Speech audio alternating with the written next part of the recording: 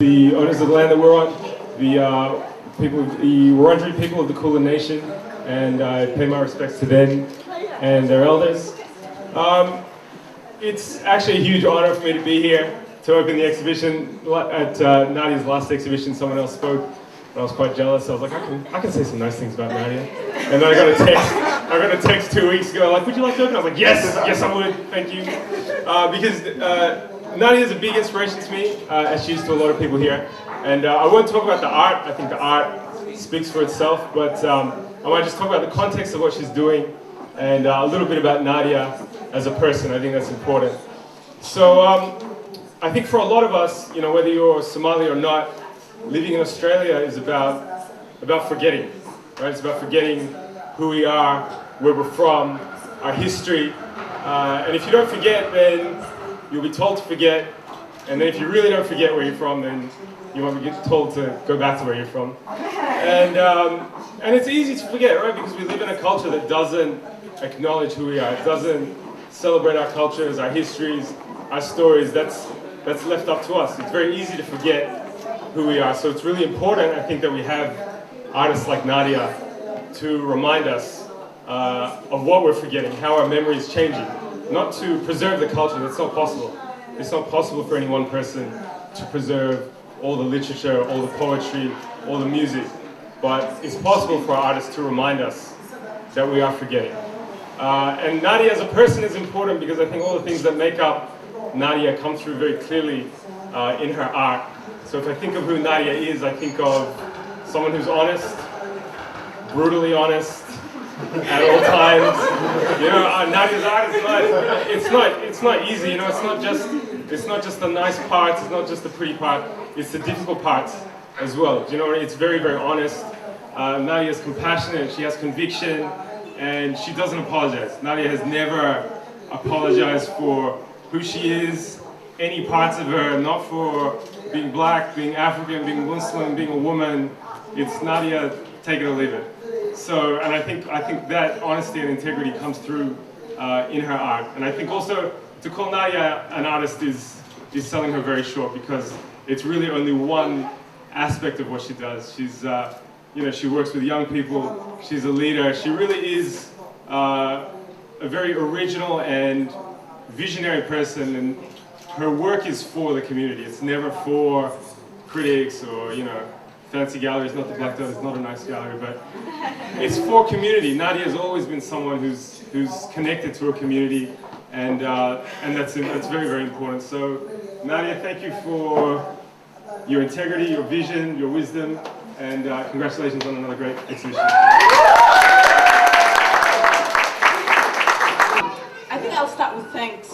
I'd like to thank everyone who supports me in what I do. Everything that's here, I've learned in the process. I've learned while doing. I certainly couldn't have lifted a lot of the heavy things like the doors. So I thank everyone who helped me to bring them from wherever and put them together. I feel like I'm gonna forget.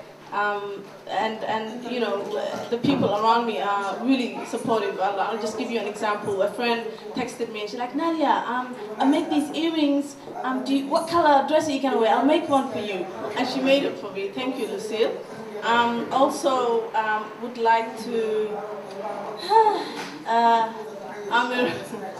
I should have started with you. Amir is my new brother-in-law. Thank you, Amir. Welcome to the family. Welcome. So, you know, in what I do, I think, you know, yeah. Okay. All right. Also, Yusuf, he's over there at the back. He is a very passionate person. I share so much with him. Whenever I have a crazy idea, I give Yusuf a call, and it's like, yeah, Nadia, that sounds great. I've never thought of it. Whereas some people are like, what's that? You know. So thank you, Yusuf, for your passion as well. I have a few women there's a lot of women, but there's a few women especially who couldn't be here tonight because one of them was in hospital and they had to go and visit her. But they're really inspirational to me because I DJ at Somali weddings, and one of the reasons why I do it is because I get to see so much dancing and so much culture. It seems that that's the only place we Somalis in Australia do culture, where we wear our traditional stuff and we shake our booties and we do all sorts of other things. And the women there, if you didn't know, now you know. And the women, there's especially a few women who do the bravo, the poetry, and they're passionate. They're always there, and they've got sheets and sheets full of poetry, and they composed it especially for that wedding. And women like that really inspire me to do what I do. And of course, I don't speak the language as well as they do, although I do my best. And having grown up in Australia, the way I express myself is taking what I've come from and where I'm at now and merging that together. And this is some kind of what we get. Also, I'm hoping to bring another Somali artist, Idil, her name is, from Sydney. And she makes amazing stuff, and we exhibited together at a group exhibition, I think earlier in the year, and she made this here. I told her that the exhibition's called the G with the J sound, and I hope you got to read the back of the flyers, because I went to a lot of effort to try and explain that. And if you don't get it, because I'm not such a great writer, or it's not a great write-up, let me know and I'll explain it again.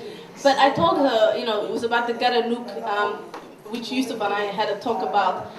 The Garanuk is an animal that's, it's like a deer, and it's found in Somalia and parts of Ethiopia. And the name made it into the English language, but it was changed to Geranuk because of the pronunciation was changed by the English-speaking person. And I was interested in the changes that are always occurring in language and in dance and in everything that we do, because you can't really say that anything comes from Greece or Egypt or wherever. We can't really claim anything as being from anywhere. It's evolved, and that's what humans do. They take something and they build on it. And I was really interested in that. I've always been interested in that. And while reflecting on all of that, I've been thinking about my father, who passed away about a year ago now. And I think I get this from him. He was really interested in the origins of words. When we first started to learn the English language, I was about 11, and we'd have homework. I'd be like, "Dad, what does this word mean?" And he'd tell me, "It means this, and this is how you spell it, and this is the root word, and the root word of that root word." I'd be like, "Dad, I just asked for how to spell it, And so it's been a really interesting time producing this work. My work is a little bit about creating discussion, social commentary, reflecting, looking at the past, and So the other thing, going back, I hope I'm not. Am I going on too much? You can come on, you can be full. All right, I'll talk to you about that later on. With this here, Idil, I want to bring her down next year. She's in Sydney, and this is all, by the way, for your information. Done with no grants or anything. I make it happen. All the weddings I DJ at, this is what I'm paying for, right? So one of the things I'm doing next year is bringing Idil down, and when I told her I want to do that and I'd like to show some of her work, she made this. And she said that it's inspired by the Garanuk. Google the image, and it's in some of the images in there as well. And she said, it's inspired by the Garanuk. And the other thing, anyhow, is going on to why we're getting. All right. So bringing her down next year, because I'd like to see more exhibitions inspired by Somali culture or whatever happening, and not just one at the end of the year.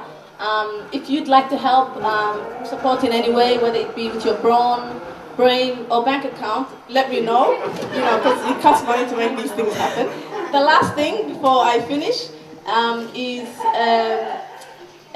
the exhibition's open till the 23rd, but we'll have a floor talk, and we're hoping to have some performances as well. So do come down.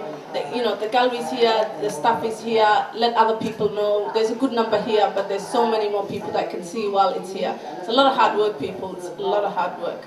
So enjoy. Thank you again, and good night.